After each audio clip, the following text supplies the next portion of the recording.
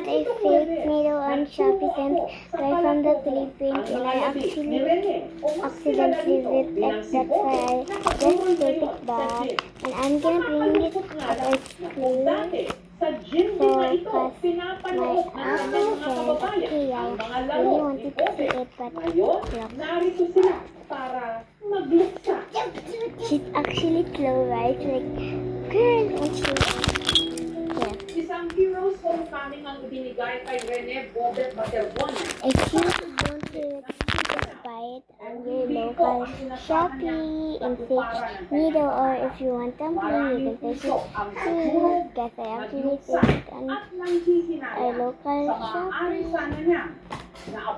If you're from the Philippines, just take it from the Shopee, and it has needles, you buy it, but it's actually the fake one that it's so hard to find it in America, y'all. That's for yeah, I'm gonna put wax on this if I'm on the road.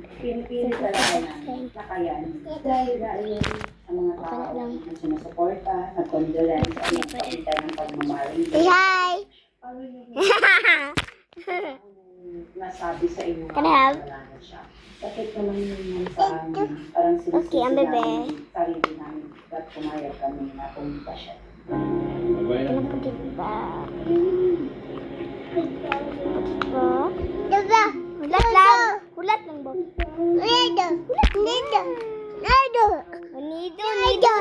Nido, fake. Fake nido, no fake. So that's all.